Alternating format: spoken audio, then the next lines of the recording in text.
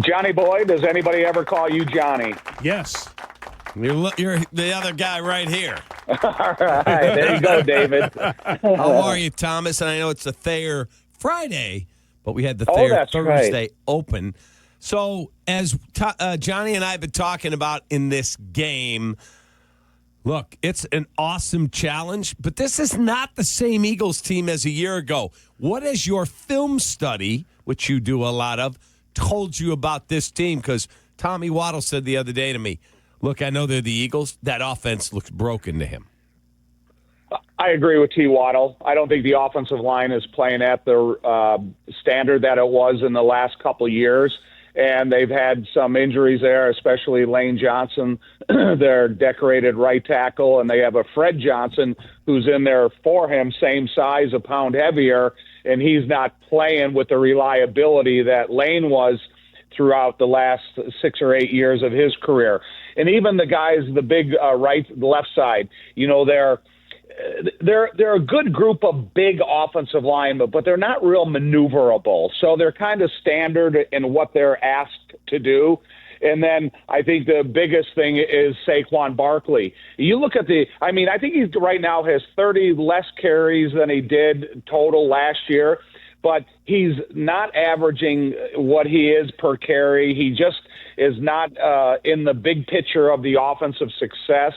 And then all the turmoil they've been through with A.J. Brown, and it seems like there's controversy week in and week out. Now, you can go out and have a good game, and that kind of settles all of it, but unfortunately last week they were up by 21, and they ended up getting beat by the Dallas Cowboys. But the big ingredient here is the matchup between Ben Johnson and Vic Fangio, because I do think that's going to be a battle of wits that they're never going to be on the field. But one thing about offense is they have a massive personnel changes. They have a lot of different motions that really affect the offense.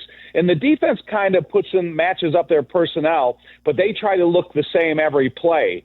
And so if you can, figure out what they're going to try to do to you during the course of the cadence, then maybe you can get that upper hand on them. But, Vic is still a mastermind of defensive play calling. And so what we've seen so far out of Ben Johnson and the offensive development here, I think that's going to be a key ingredient in the outcome of the game. Tom, it's going to be great to see Jalen Johnson and Kyler Gordon on the field. I'm just wondering your thoughts about the defense, because once again, we don't have our starting linebackers in place, but last week it worked out well. So what do you think of the defense against this offense of Philadelphia? I still think the overall performance of the defense is going to go 1-3, and I think that's going to be the defensive line to the defensive backfield.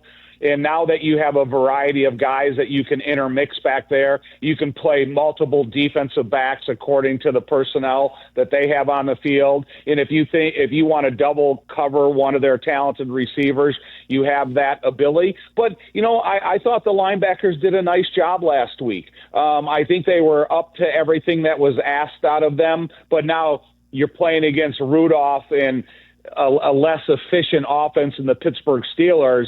Today, you're going to be able to play against a really good Jalen Hurts and the weapons they have. But, I'm always a big believer if the defensive line can fall into the rhythm of the cadence of Jalen Hurts and they can start attacking some of the deficiencies on their offensive line, maybe this defensive line, when you get the Austin Booker and you get the Montez Sweat and you get the Joe T and then you get the rotation of the guys in the middle, maybe our defensive front can help the second-level defense.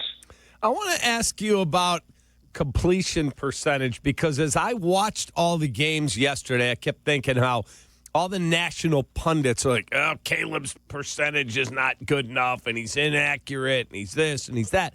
And then I watch Jordan Love, who's played a hell of a football game, but he wasn't wildly accurate. His completion percentage was in the 56 or 57 range.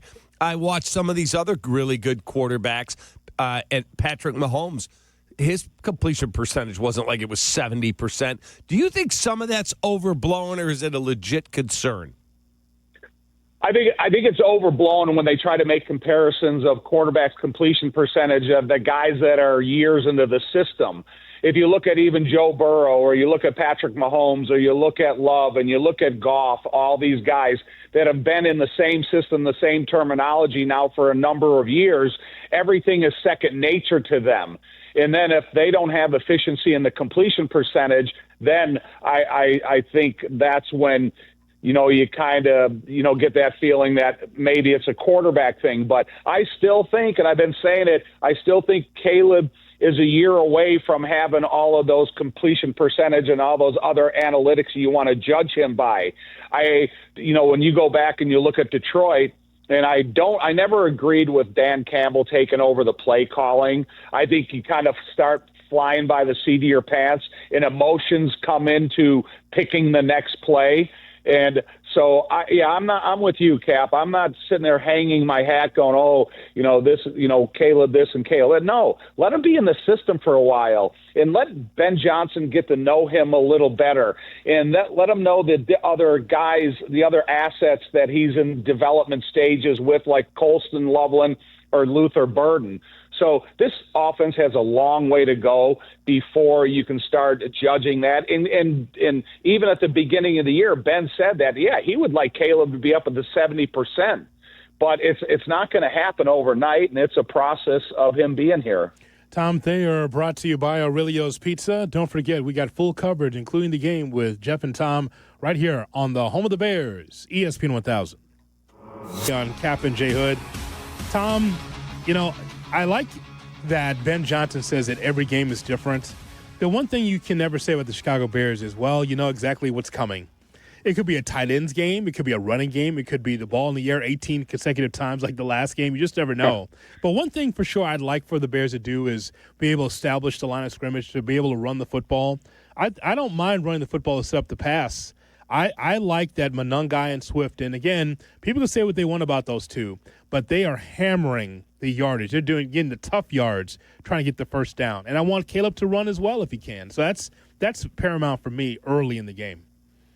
Yeah, Jay Hood, as the season kind of winds down and you start and get into these bigger games, especially the division games, then it is going to be all hands on deck and do whatever you have to do to gain that next yard. And I'm with you, as the continuous use of the tight end position I think is really important. Sometimes it could be gust up to 30 miles an hour today, and that shorter, efficient, big target passing game can help you. And the worst thing you want to do is become one-dimensional. And I think that's the best thing about Ben, because even the last 2 weeks, I asked him about, his play ratio, and he wasn't even aware of it at the post-game podium. And then last week, Jeff asked him at the post-game podium about throwing it 18 times in a row, and he didn't even know that. And so that's one thing I like and I respect about him, is that you can't go in there and analytically the other side of the field, they're saying, okay, 45% of the time when they're third and this, they're going to run at this point of attack or this pass. So I think it really limits the ability for defense to match up against what in the way Ben is thinking.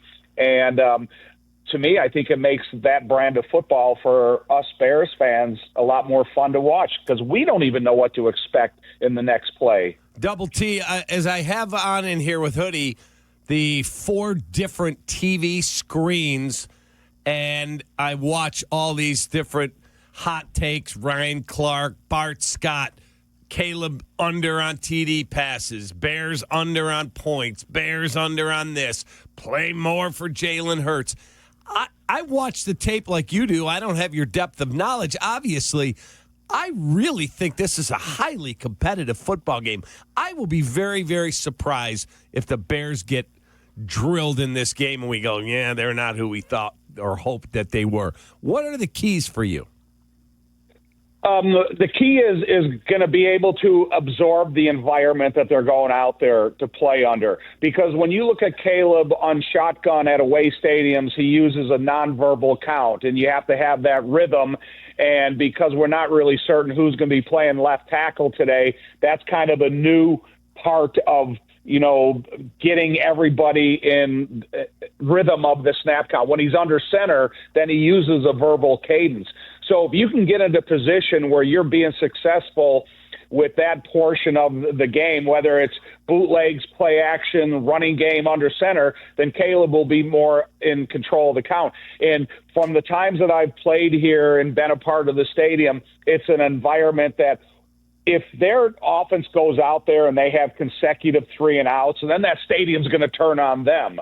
So if you can kind of make that a positive working atmosphere for you guys for a majority of the time, you're going to be able to take advantage of more creativeness within the mind of Ben and within this offense. So just go out there, and if you have to struggle like they did at home with a couple of 3-and-outs even last week, then hey, just play the next play, and don't feel that you're in a woes me atmosphere anytime. And I think the best will come out of it. But Cap, I'm not going to sit here if the worst thing happens today, and the worst thing for me is if the Bears lost, and say, oh my God, woes me, because you have a division game coming up next week, and that's probably more important than today's game. And I'm not making excuses, because I want to see them go out and beat the last Super Bowl champions that there has been. And, so I just think it's, try to get control of the working atmosphere. It's a winnable game. A log on the fire, Tommy. Your team's had troubles against the Eagles, didn't it, in your career? No, I never as a player. I never lost to the Eagles, Jay Hood. In the big games there were the Fog Bowl, obviously, and then Buddy got hired, and they had probably the best defensive line when they had Reggie White, Jerome Brown, Ron Pitts, Clyde Simmons, and that whole group of guys, and Seth Joyner, and they had a great defense. But we ended up beating them again, I think, in overtime. And my last game I ever played against the Philadelphia Eagles, I was a part of the Miami Dolphins, and it was when Don Shula broke George Halas's win record in the NFL. So me, as a player, I've had good experience against these guys. 86, the overtime win for the Bears, right, is 13-10. Yeah. That's the game. Yeah. Bears are Jerome Brown, man. As much as we talk positively about Reggie White and everything he was amazing, Jerome Brown. And unfortunately, he lost his life in a car wreck right after. But he was probably, everything that guys like Warren Sapp or all these other defensive tackles wanted to be. That's what Jerome Brown was. And the guy was just an explosive, dynamic football player. Yeah, Bears 0-6 since 2013 against the Philadelphia Eagles. I just feel like this is a winnable football game. Maybe that's the optimist in me. That's how I choose to live my life. I really believe they can win this game today. Who would you start at left tackle, and what's your prediction? First of all, I would start the healthiest player. If I felt that there was anything still lingering with the quad of Theo Benedette, then I would play Ozzie Trapillo. And that would concern me if you got into consecutive 10-play drives. Would that show up again? And the quad injury is not a one-week injury. So to me, if Ozzie's the healthiest guy, then give him a repeat performance. That makes sense to me. Whoever's out there, get the job done. Doesn't matter. Correct. Thoughts on the game? A pick? I know your heart wants the Bears. Am I out of my mind thinking they can win this game? No, I agree with you. I think it could be like a mid-scoring type of game. I'm not looking for a 31-30 type of game. I'm looking for more like a 21-18 or, I can't add up the points in my head that quickly, but I'm just talking about a mid-range scoring game that I think the Bears could win. That's 39. I know you went to Notre Dame, so yeah. All right, that's enough. You don't have to do that to them on the holidays, for God's sakes. I'm sorry, Tom. I didn't take math at Notre Dame. I had to find a major that they didn't make you take it. You football players don't go to class. All right.